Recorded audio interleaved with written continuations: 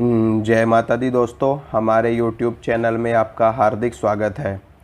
दोस्तों, मुझसे बहुत से लोग प्रश्न करते हैं, कमेंट में भी प्रश्न पूछते हैं और व्हाट्सएप पे भी प्रश्न पूछते हैं और मुझसे कहते हैं कि आप हमें बताओ कि हमें कैसे पता चलेगा कि हमारे ऊपर देवी देवताओं की कृपा है, या फिर जिस भी देवता की हम पूजा करते हैं या फिर जो भी हमारे इष्ट देव हैं, जो भी हमारे कुल देव हैं, उनकी कृपा हमारे ऊपर है या नहीं है। क्योंकि हमारे कई बार काम नहीं बन रहे होते, हमें कई बार परेशानियां हो रही होती है, हमारे काम बिगड़ रहे होते हैं, हमारे काम में रुकावट आ रही होती है, बाधाएं आ रही होती है। तो ये हमें जानना है, और हम पूजा पाठ भी बराबर कर रहे हैं, सब कुछ बराबर कर रहे हैं, तो हमें ये जानना है कि उनकी कृपा हमारे ऊपर है या नहीं है। तो देखिए दोस्तों, कुछ एक चीज़ें, कुछ एक घटनाएं, कुछ एक संकेत ऐसे होते हैं जिससे हमें पता चलता है कि हमारे ऊपर देवी देवताओं की कृपा है या नहीं है, या आपके ऊपर जिस देवता की आप पूजा कर रहे हो, जिस देवी की आप पूजा कर रहे हो, उनकी कृपा आपके ऊपर है या नहीं है, उनका आशीर्वाद आपके ऊपर है या नहीं है। तो कुछ एक चीज़ें मैं आपको बताता हूँ, कुछ एक घटनाएं मैं आपको बताता हूँ, इनसे आपको पता चल जाएगा कि उनकी कृपा आपके ऊपर है या नहीं है। देखिए, होता क्या है कि जब हम किसी भी शक्ति की आराधना कर रहे होते हैं, किसी भी शक्ति की साधना कर रहे होते हैं, या हम नियमित रूप से किसी भी शक्ति को पूज रहे होते हैं, तो वो शक्ति अपना आभास हमको करवाने लगती है, अपनी कृपा का आभास, अपने आशीर्वाद का आभास हमें करवाने लगती है। और हर किसी को होता है, किसी को ज़्यादा होता है, किसी को कम होता है, लेकिन होता ज़रूर है। तो कुछ एक संकेत मैं आपको बताता हूँ जो शक्तियाँ हमें देती हैं, ठीक है, जो संकेत शक्तियाँ हमको देती हैं, जिससे हमें पता चल जाता है कि वो उनकी कृपा हमारे ऊपर है, ठीक है। जब आप अपने इष्ट देव के सामने आप धूप बत्ती जलाते हो, ठीक है, कई बार ऐसा होता है कि लोग ना धूप बत्ती जलाते हैं और उनकी धूप बत्ती जलती भी नहीं है सही से, ठीक है, और वो सिर्फ या तो आधी जलेगी, आधी जल के ही उनकी धूप बत्ती बंद हो जाती है, या वो जलाएंगे, जलने के थोड़ी देर बाद ही उनकी धूप बत्ती बंद हो जाती है। तो ये अच्छा नहीं माना जाता। अगर ऐसा है तो आप समझ जाना कि आपसे देवी देवता नाराज़ हैं, आपसे देवी देवता रुष्ट हैं, किसी न किसी बात को लेकर के हो सकता है कोई गलती आपसे हो रही हो। लेकिन अगर आपने जो धूप बत्ती जलाई है, वो धूप बत्ती अगर पूरी की पूरी शुरू से लेकर के एकदम एंड तक जल जाती है, बिल्कुल राख बन जाती है, उसमें कुछ भी नहीं बचता, तो आप समझ जाना कि आपके ऊपर आपके इष्ट देव की कृपा है, आपके इष्ट देव का आशीर्वाद आपके ऊपर बहुत ज़बरदस्त तरीके से है। भले से वो आपको सामने से ना हो, लेकिन अप्रत्यक्ष रूप से उनकी पूरी कृपा आपके ऊपर है, वो आपके साथ चल रहे हैं, उनका आशीर्वाद आपके ऊपर है। दूसरी चीज़, आप जब उनके सामने दीपक जलाओगे, चाहे वो तेल का दीपक जलाओ, चाहे वो देसी घी का दीपक जलाओ, अगर आप दीपक जलाते हो और दीपक की लौ में अगर आपको फूल दिखाई देता है, ठीक है, जैसे मान लो आपने दीपक जलाया और दीपक जलाने के थोड़ी देर बाद ही आपको फूल दिखाई दे दीपक की लौ में, थोड़ी देर बाद ही दीपक की लौ में आपको फूल दिखाई दे, तो आप समझ जाना कि आपके इष्ट देव आपसे बहुत ज़्यादा प्रसन्न है, बहुत ज़्यादा खुश है, और उनकी कृपा, उनका आशीर्वाद आपके ऊपर है।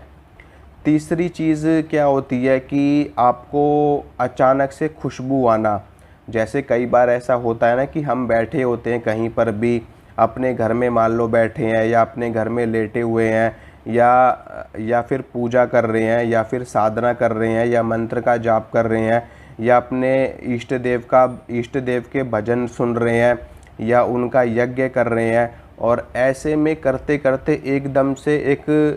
तीव्र सुगंध आने लगती है, ठीक है, खुशबू आने लगती है, किसी सेंट की, किसी इत्र की, किसी भी चीज़ की अच्छी सी खुशबू आने लगती है। तो अगर ऐसा है तो भी आप समझ जाना कि आपके इष्ट देव आपके आसपास ही है, और वो आपकी बातों को सुन रहे हैं, उनकी कृपा आपके ऊपर है, उनका आशीर्वाद आपके ऊपर है। इसके अलावा कई बार हमें ध्वनियाँ सुनाई देती है, हम उसके ऊपर भी गौर नहीं करते, लेकिन ऐसी ध्वनियाँ हमको सुनाई देती हैं जब हम पूजा कर रहे होते हैं, पाठ कर रहे होते हैं, मंत्र का जाप कर रहे होते हैं, साधनाएँ कर रहे होते हैं, या फिर हमें स्वप्न में या फिर हमें स्वप्न में जैसे कि घंटियों की आवाज़ आना, ठीक है, और ढोल नगाड़ों की आवाज़ आना, अनहत नाद का सुनाई देना, नाद स्वर का सुनाई देना, इसके अलावा शंख की ध्वनि आना, अगर इस तरह की ध्वनियाँ भी आपको सुनाई देती है तो भी आपके इष्ट देव की कृपा, आपके भगवान की कृपा, आपके देवता की, आपकी देवी की कृपा आपके ऊपर हो रही है, ठीक है। इसके अलावा और भी बहुत सारी चीज़ें होती हैं जिससे हमें पता चलता है,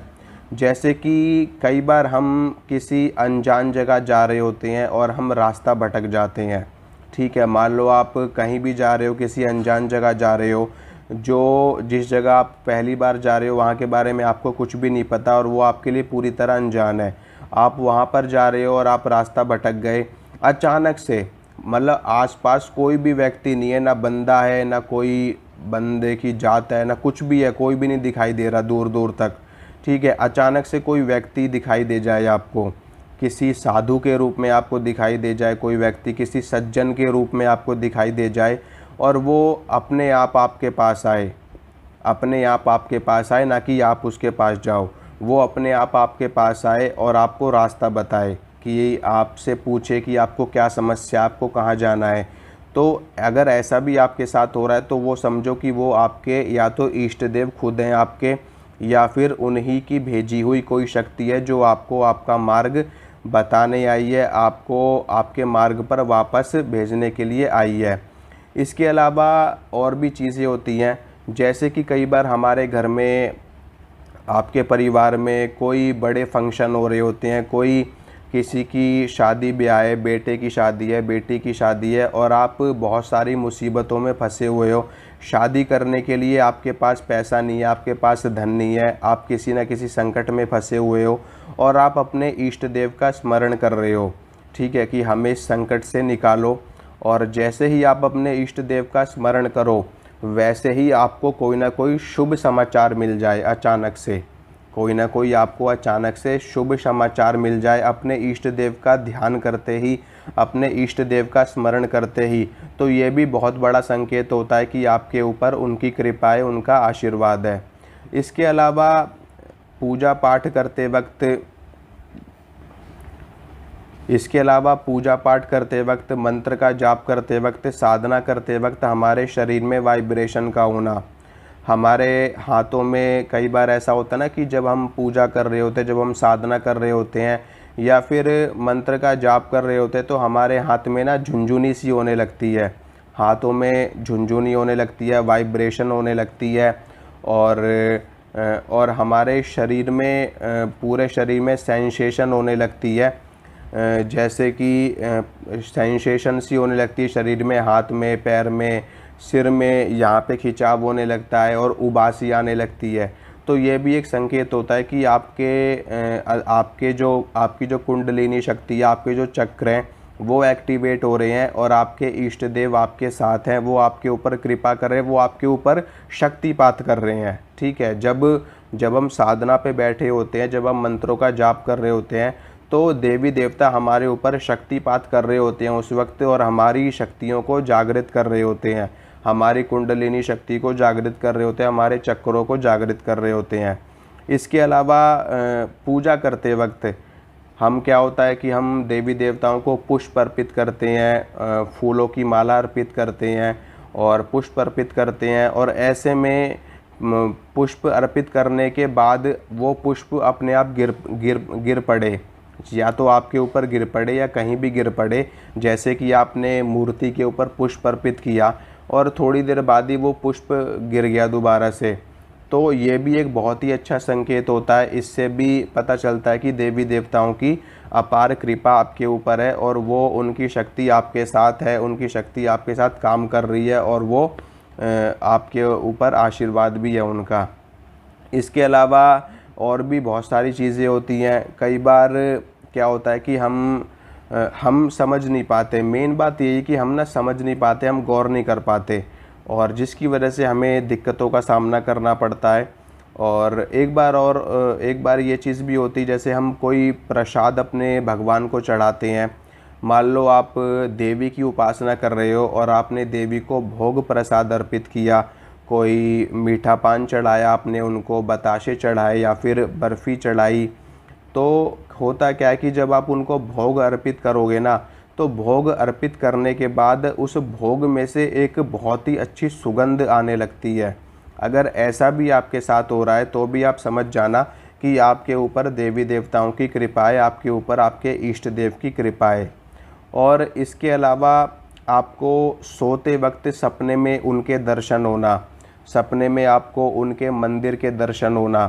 सपने में आपको शंख दिखाई देना, सपने में आपको नाथों के दर्शन होना, सपने में आपको अपने गुरु के दर्शन होना, सपने में आपको अपने इष्ट देव के दर्शन होना, ये सारे लक्षण होते हैं जिससे आपको ये पता चल जाना चाहिए, आपको विश्वास हो जाना चाहिए कि आपके ऊपर आपके इष्ट देव की, आपके कुल देवता की कृपा है। ठीक है। और बहुत सारी चीज़ें होती हैं, बहुत सारे संकेत होते हैं। कुछ संकेत तो सिर्फ आप लोग ही जानते होंगे, क्योंकि हर व्यक्ति के साथ में अलग अलग घटनाएं होती हैं। कई लोगों के साथ तो इतनी प्रत्यक्ष घटनाएं हो जाती है ना कि अगर वो किसी को बताएं तो लोग विश्वास भी ना करें। ठीक है। आंखों देखी घटनाएं कई बार लोगों के साथ घटित हो जाती हैं।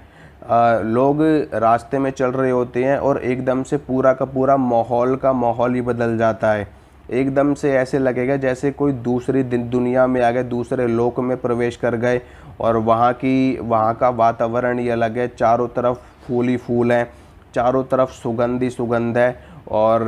दूर कहीं आसन पे विराजमान है आपके इष्ट देव, ऐसे दर्शन भी लोगों को हो जाते हैं। ठीक है। कई बार तो ऐसी भी चीज़ें लोगों के साथ घटित हो जाती हैं कि वो अपनी साधना कर रहे हैं, अपनी पूजा कर रहे हैं, साधना करते करते एकदम से बिल्कुल ब्लैंक हो जाते हैं। वो ऐसे लगता है जैसे कि वो शून्य में चले गए, बिल्कुल अकेलापन, बिल्कुल ब्लैंक हो जाएंगे। ऐसे लगेगा जैसे कि हम पता नहीं कितने महीनों से पूजा करने के लिए बैठे हुए हैं, मतलब कि एकदम ब्लैंक हो जाएंगे। उनको पता नहीं चलेगा जैसे उन्होंने अपना शरीर ही छोड़ दिया, उनका जैसे सूक्ष्म शरीर ही बाहर आ गया। और कई बार तो जैसे कि दीपक की लौ जलाई, दीपक की लौ इतनी ऊंची हो जाएगी, इतनी बड़ी हो जाएगी, और दीपक की लौ का रंग बदल जाता है। कई बार ऐसी भी घटनाएं लोगों के साथ घटित होती हैं। और जब आप अपने इष्ट देव की पूजा कर रहे होते हो, मान लो मूर्ति में कर रहे हो या किसी फ़ोटो में कर रहे हो, और एकदम से जिस फ़ोटो में या जिस मूर्ति की आप पूजा कर रहे हो उस मूर्ति का स्वरूप ही बदल जाता है। ऐसी भी घटनाएं लोगों के साथ घटित होती हैं।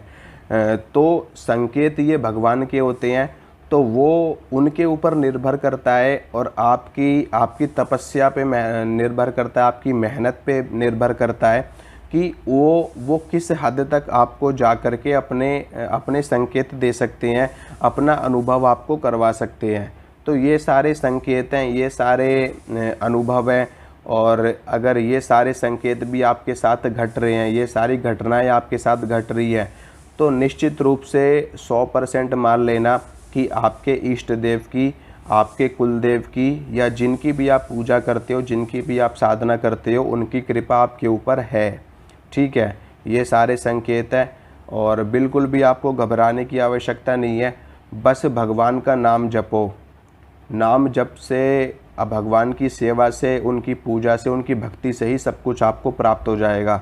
ठीक है। आपको कहीं भटकने की आवश्यकता नहीं है, किसी के पास जाने की आवश्यकता नहीं है, सब कुछ आपके अंदर है, सब कुछ आपके अंदर। तो ये थी थोड़ी सी जानकारी जो मैंने आपको दी है। अगर अच्छी लगी है तो वीडियो को लाइक कीजिए, शेयर कीजिए, और चैनल को सब्सक्राइब कीजिए, और साथ में बेल आइकन को भी दबा लिया करो ताकि नोटिफिकेशन आपको तुरंत मिल जाए। और मिलूँगा दोस्तों अब अगली वीडियो में आपसे। जय माता दी।